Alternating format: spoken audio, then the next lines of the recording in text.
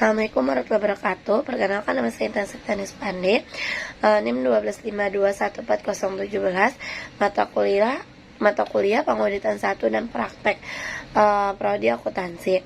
Baiklah, di sini saya akan menjawab soal esai komprehensif tanggung jawab hukum akuntan publik. Baiklah, yang pertama adalah analisis kesenjangan ekspektasi. Kesenjangan ekspektasi adalah perbedaan antara apa yang diyakini masyarakat atau pengguna laporan keuangan mengenai tanggung jawab auditor dengan apa yang sebenarnya menjadi tanggung jawab profesional auditor menurut standar audit publik.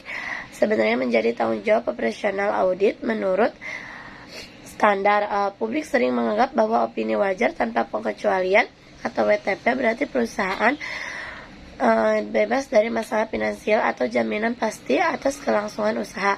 Padahal opini WTP yang menyatakan bahwa laporan keuangan disajikan secara wajar sesuai prinsip akuntansi yang berlaku.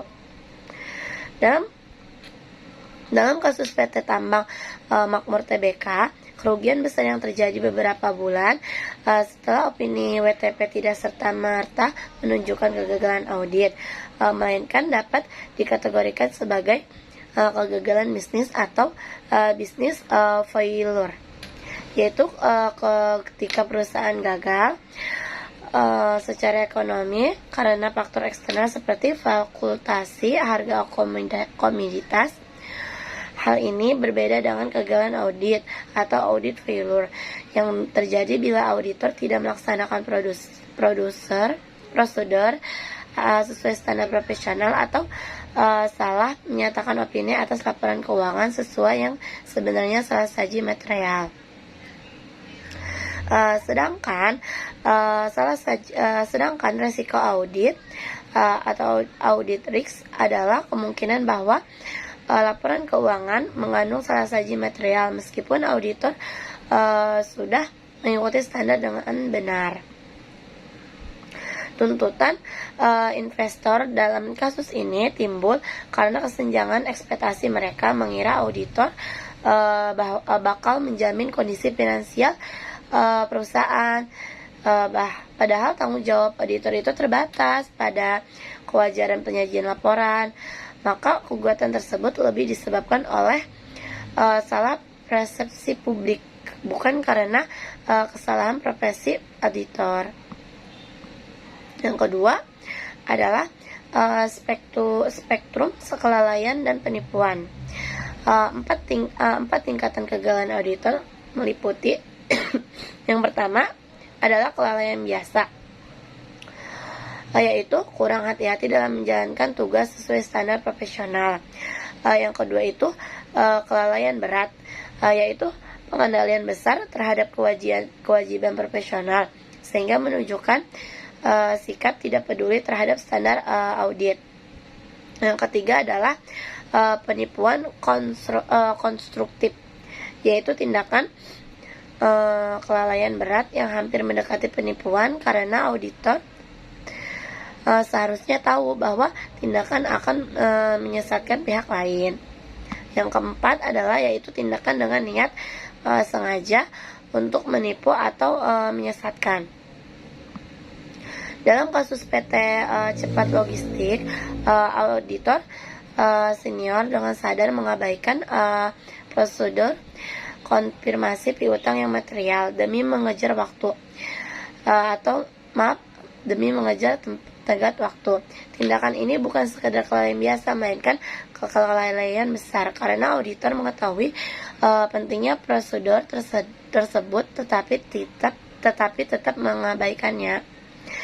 Ia tidak bermaksud menipu, jadi bukan fraud, namun tindakannya menunjukkan pengabaian serius terhadap standar profesional. Perbedaan antara kelalaian biasa dan kelalaian berat penting karena menentukan tingkat tanggung jawab hukum auditor. Kelalaian biasa umumnya hanya menimbulkan tanggung jawab perdata kepada klien, sedangkan kelalaian berat bisa menimbulkan tanggung jawab yang lebih luas termasuk kepada pihak ketiga. Yang ketiga adalah tanggung jawab kepada klien dan pembelaan auditor. Tanggung jawab KEPA, Handal, dan rekan kepada PT Manufaktur Presisi bersifat kontraktual karena hubungan mereka diatur oleh surat perkaitan. Jika auditor gagal melaksanakan audit sesuai SPAP, maka dapat dianggap manifestasi. Namun, auditor dapat membela diri jika dapat membuktikan bahwa prosedur audit telah dijalankan secara memandai dan bahwa kesalahan bukan akibat kelalaiannya. Dalam pembedaan yang diajukan, poin pertama bahwa auditor yang dirancang untuk mendeteksi salah saji material. Bukan semua bentuk kecurangan adalah pembelaan yang sah karena sesuai dengan ruang lingkup audit menurut SPAP. Poin kedua, bahwa auditor telah memperingatkan kelemahan pengendalian internal namun manajemen tidak memperbaiki, merupakan bentuk pembelaan kelalaian. Kontributif atau contributory negligence. Artinya, sebagian tanggung jawab dapat dibedakan kepada klien karena tidak menindaklanjuti temuan auditor. Dengan demikian, jika KEP dapat membuktikan bahwa telah menjalankan audit sesuai standar dan telah memperingatkan risiko yang diabaikan klien, maka tanggung jawab hukum terhadap kerugian akibat kecurangan internal dapat diminimalkan. Yang keempat adalah tanggung jawab kepada pihak ketiga atau common law of case. Tingkat pendekatan utama terkait tanggung jawab auditor terhadap pihak ketiga adalah yang pertama adalah doktrin ultramarines atau privity adalah auditor yang bertanggung jawab kepada pihak yang memiliki hubungan kontraktual langsung atau pihak yang secara eksplisit diidentifikasi dalam laporan. Yang kedua adalah doktrin restraint of truth atau profession user adalah auditor yang bertanggung jawab kepada pihak-pihak yang secara wajar dapat diperkirakan akan menggunakan laporan meskipun tidak disebutkan secara eksplisit. Yang ketiga adalah doktrin professional user adalah auditor dapat dimintai tanggung jawab oleh pihak maupun secara wajar dapat diperkirakan akan mengandalkan laporan tersebut.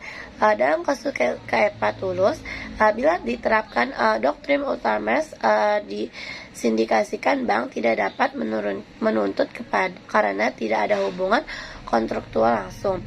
Di bawah doktrin restraint, karena auditor tahu laporan akan digunakan untuk pengajuan pinjaman ke bank-bank tersebut, maka mereka dapat dimintai tanggung jawab.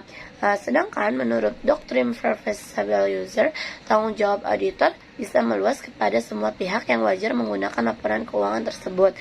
Dalam konteks keadilan, pendekatan restraint sering dianggap paling seimbang karena melindungi pengguna laporan yang tepat yang dapat diperkaitkan tanpa membebani auditor dengan tanggung jawab yang tak terbatas. Yang kelima adalah tanggung jawab di pasar modal atau IPO. Dalam konteks IPO, tanggung jawab auditor adalah lebih berat dibandingkan audit biasa karena laporan audit digunakan oleh publik dalam penawaran saham perdana berdasarkan prinsip security ACT of 1933. Auditor dapat dituntut atas salah saji material dalam prospektus tanpa perlu membuktikan adanya niat menipu. Untuk dapat menuntut KEPA investor cukup membuktikan 3 hal. Yang pertama adalah terdapat salah saji material dalam laporan keuangan audit. Yang kedua, ia membeli saham berdasarkan prospektus tersebut. Dan yang ketiga adalah mengalami kerugian. Investor tidak wajib membuktikan adanya niat penipu dari auditor. Sebaliknya, pembelaan utama auditor adalah due diligence defense, yaitu membuktikan bahwa audit telah dilakukan dengan kehati-hatian wajar yang sesuai standar profesional. Jika KEPA jelas dan yakin dapat menunjukkan bahwa kesalahan dalam persediaan tidak dapat terdeteksi meskipun audit dilakukan secara memandai, maka mereka dapat terbebas dari tanggung jawab. Yang ketiga adalah tanggung jawab di pasar sekunder dan konsep skinter. Dalam perdagangan di pasar sekunder, tanggung jawab auditor diatur oleh Security Action ACT of 1934, khususnya Rule 10 Bab 5 yang menuntut pembuktian adanya skinter, yaitu niat atau kesenjangan untuk menipu. Berbeda dengan IPO, di mana klien saja sudah cukup untuk menuntut. Pada pasar sekunder, investor harus membuktikan bahwa auditor bertindak dengan sengaja atau sangat sembrono terhadap kebenaran laporan. Kasus Hochfelder v. First and Arsen 1976 menjadi presiden penting karena Mahkamah Agung AS menegaskan bahwa untuk menuntut auditor di pasar sekunder harus ada bukti skinter, bukan sekedar kelalaian. Dengan demikian, investor yang rugi akibat restrumen laba menjadi rugi hanya bisa menuntut auditor jika terbukti auditor tahu atau secara sadar menutup-nutupi salah satu tersebut. 7. Tanggung jawab pidana akuntan publik. Liabilitas perdata, civil liability, timbul dari pelanggaran kontrak atau kelalaian profesional yang merugikan pihak lain. Sedangkan liabilitas pidana atau criminal liability berkaitan dengan tindakan yang melanggar hukum dan mengandung unsur niat jahat. Mens rea. Tindakan partner KEP yang memerintahkan penghapusan dokumen audit merupakan bentuk obstruction of justice, yaitu menghalangi proses hukum dengan sengaja. Meskipun audit awalnya dilakukan secara benar, tindakan yang menghancurkan bukti atau menutupi informasi dapat dianggap pelanggaran pidana karena menyebabkan penghambatan penyelidikan. Hal ini dapat dikenai sanksi berat, termasuk penjara, karena dianggap mengganggu integritas sistem peradilan. Yang kedelapan adalah respon profesi dan regulator terhadap resiko litigasi. Untuk mengurangi litigasi, organisasi profesi dan regulator dapat mengambil langkah-langkah kolektif seperti yang pertama adalah peningkatan standar dan pengendalian profesional, yaitu melalui pelatihan etika dan audit forensik agar auditor lebih waspada terhadap resiko hukum. Yang kedua itu adalah sistem pengawasan dan penegakan disiplin, yaitu oleh IAP, OJK, dan PPK agar pelanggaran standar ditangani secara cepat dan transparan. Yang ketiga adalah kebijakan asuransi profesional atau professional liability insuransi, yaitu melindungi auditor dan risiko tuntut hukum.